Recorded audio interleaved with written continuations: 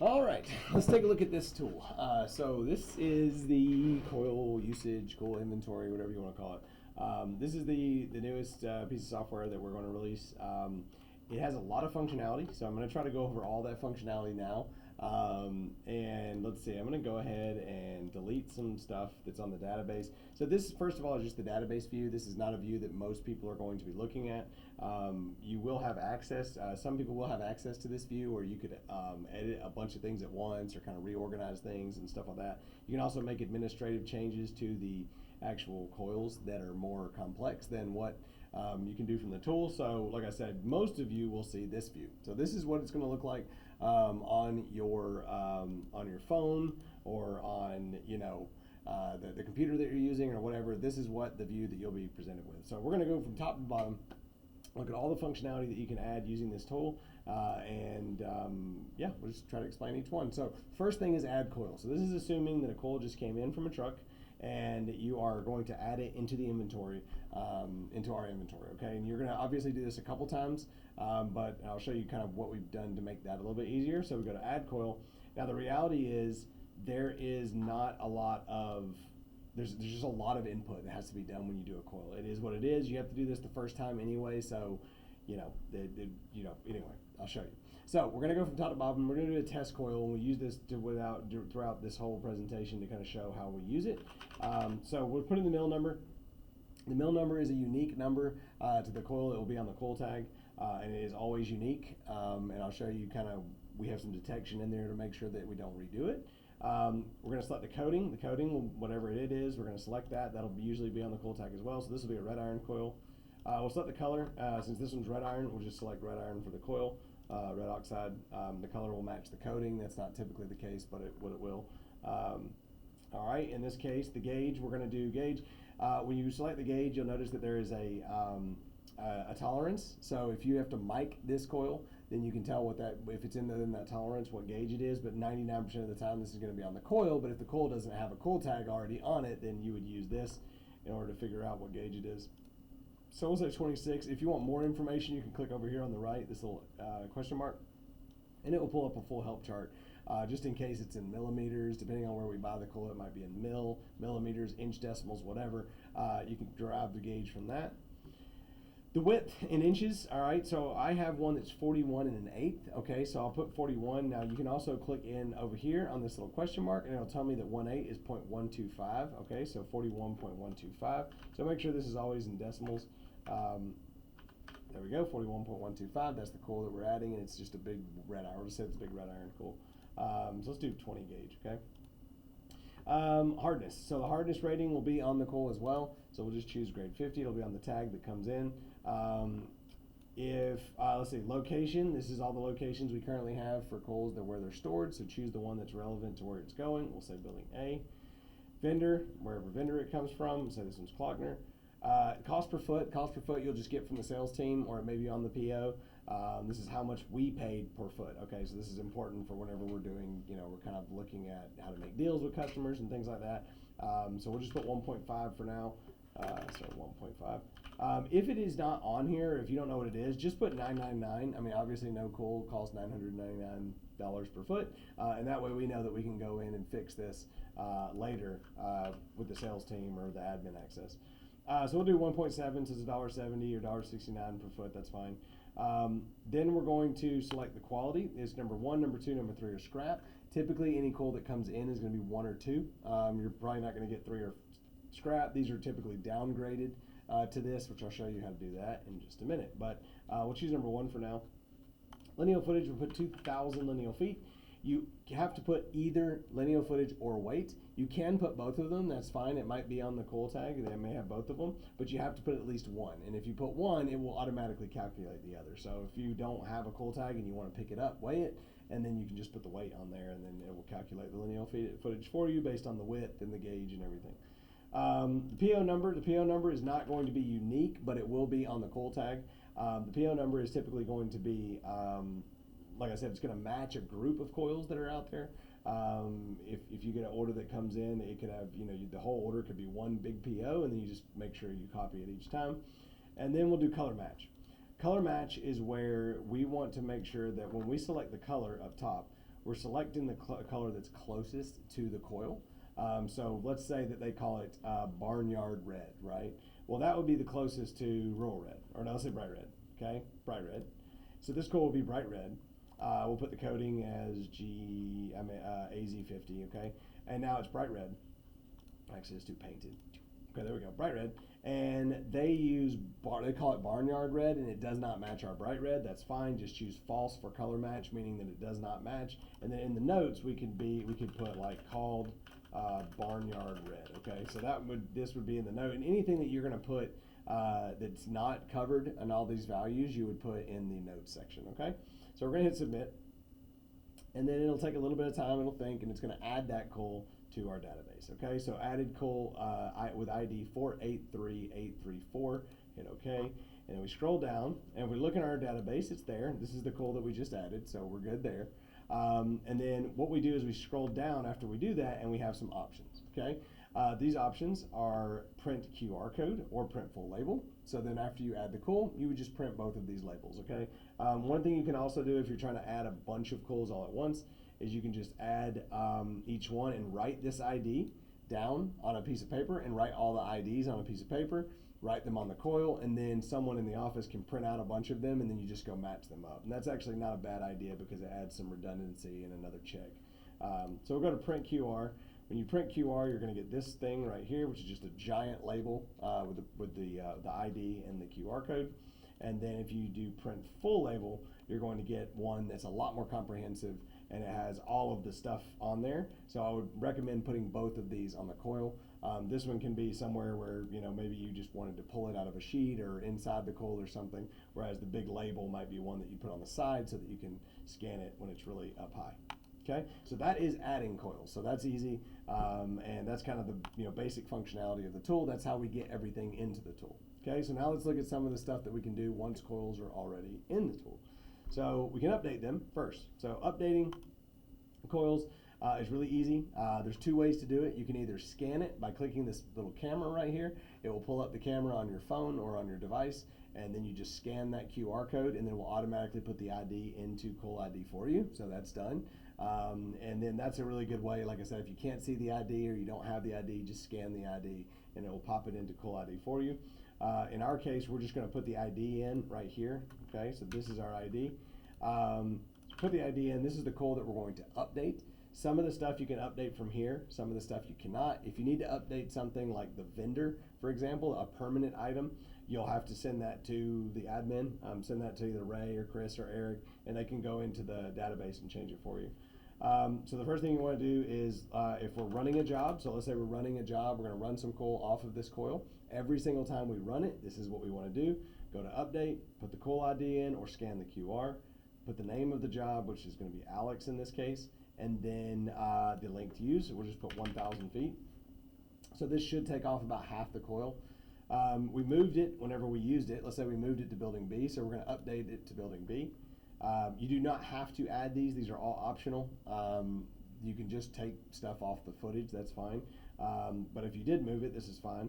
So let's say that after we moved it, we dropped the coil, and now we want to downgrade it to number 3. Okay, so we're going to change the quality down to number 3 because we dropped it, and I can put dropped coil. Okay, so now we know that this coil will update here, and I'm going to come through here and hit submit, and then it'll think for a second. It'll give us confirmation that it updated the coil, and there it is, coil successfully updated. If we go to our database and we look, it's going to show that yes, we've changed the quality to number 3. We moved it to building B.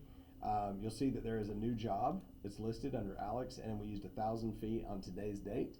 And then it has, let's see, oh, and they added a note right here. It was dropped on 9/18/2025. Someone put a note in here that this coil was dropped. Okay, and then you'll notice that the lineal footage has now been reduced by 1,000 down to 1,000 lineal feet, and that's what's left. So let's look at how you would remove the coil. So let's assume that you ran everything off the coil. It's done. You did the last job of this coil's life cycle. We could do remove coil. Now, if you do update coil and you run all the coil that's all the stuff off, it will automatically remove it. But let's say that you used it to crush stuff in the dumpster and you just decided to take this coil off. You could go to here, put your coil ID in again, or scan it using the QR code. That's fine. Go to final job name, and I'll just put destroyed coil, okay? Because this is not a job name, but I'll show that it still works. So we destroyed this coil, it's done. We hit submit. Again, it's going to think for a second, and then it will give us confirmation that the final job has been logged. So we'll go to our coil inventory to look, and now you'll see that something has changed. It is now at 0 feet remaining. And then the last coil, the last job name called destroyed coil final run has been added, and it has archived it. So if you look at the archive button, it is now true, which means this coil is no longer in our inventory. So it's now being saved in our database as a used coil, so that we can still pull records on it, but we can't actually access it when we want to run something, which is kind of cool. So the next thing is checking the coil. So let's say you want to check the status of a coil. You want to see something. Let's see if I can refresh this page and get rid of the one that's already there. I can. So check coil. There we go. So let's say I want to check this coil and see. Here, we'll do the check coil on this one because this is an actual coil that's in our database. It's an actual one that's in our corrugated building right now. I'm going to go here and I'll put in the ID. It's very simple. Or scan the ID using the button to the right and then hit submit. And this one will give us a comprehensive report of that coil. Okay. It will also give us the option of printing a new label. So this is a really good way if you destroy the label, or if you lose the label, or run it through the machine or whatever, you can grab a new label here by clicking print label, and it's the same label that you printed when you created the coil. So this is really neat too. Like I said, if you see a coil up on the top and you're like, hey, I need to know how many lineal feet is left on that coil, just scan it with your phone and it will bring up this menu, and you'll see everything about that coil. So there it is. I am getting a little bit of a weird artifact right there though for the, so I'll figure this out, like TOK, I don't know what that is for the PO number. Oh wait, is that the PO? Let's see. I bet it is. Yes, it is. Cool. All right, that's neat. So yeah, so it picks up letters and numbers, and that's really nice. All right, let's see. Control Z. There we go. All right. So that is checking. So that's how you tell what's on a coil. So let's go back. All right, and then let's go to the next thing, which is coil report. This is probably the most powerful thing in this tool. This is what's going to save us a ton of time whenever we're trying to figure out, do we have coil to run this? Okay, so this is where that comes from. There's a couple different ways to filter by coils. Now we're going to go ahead and see, this is a 14 gauge coil, so that's how we'll find this one. So the first thing we can do is to just create a filter. So any filter that we want. So let's filter by 14 gauge because we know we have one of those in our database. Okay, and we're going to go down and we're just going to hit run report. And so this will go through our entire database and try to find all the coils that meet the criteria that we've created. Okay, here's gauge 14, so that's our applied filters. That's what we're looking for. And sure enough, we have one coil in our inventory that is 14 gauge. That's all the information about it, and then it will tell you how many total lineal feet of coil that we have that match that. Okay, if you do, let's see, I don't think these match in any way. Oh yeah, they do. Klockner. Okay, so watch this. If we take off the 14 gauge, so we'll just do filter by gauge, and then we'll change the vendor to Klockner. So now we still have only one thing, but you'll see that it will now change our applied filters to Klockner, and then it will show, include archive coils. Sorry, I forgot that we archived it. Run report, and it should show us both coils now, and it does. So now it shows both of them that are from Klockner, and then the one on the top is red, indicating that it is archived. It cannot be used. Okay, that coil does not exist.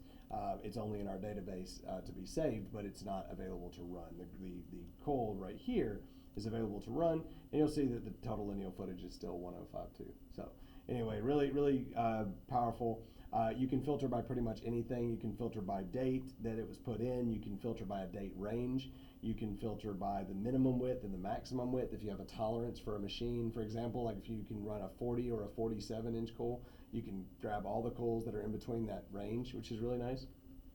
Another thing you can do is you can filter by product. So for example, right here where it says panels, you can click this and choose tough rib.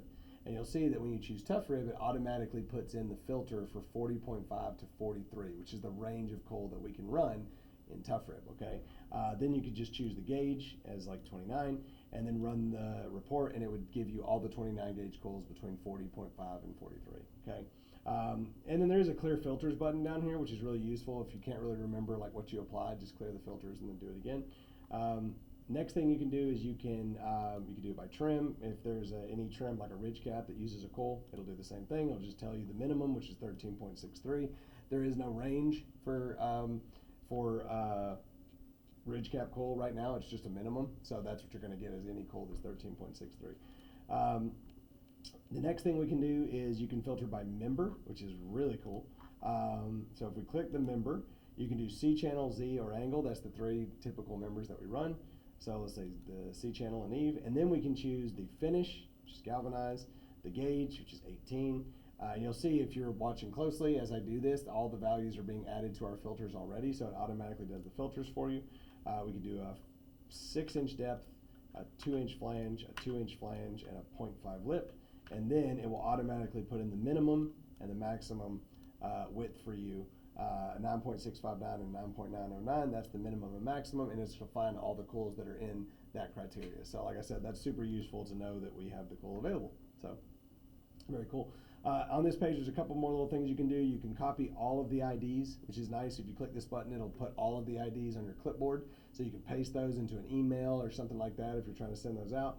Or you can click this export CSV, and it will create a CSV file with all of the data that you've just pulled, so that if you want to send that to someone and say, here's all the coils we have for this criteria, then you can just send them that CSV file. Okay. Now we're going to hit back. Okay. And then the last thing we have is job history. This one's really important if you have a customer that calls and maybe they complain, or I have this problem, or if it's just like, hey, can you make sure that you run that on the coil that we used last time, right? This is how you would do this. You click job history, and then we're going to go to the job history. Again, you can just scan the ID or scan the QR code or put in the ID. Okay, and actually this one's not going to have a job history, so let's do this one. Okay.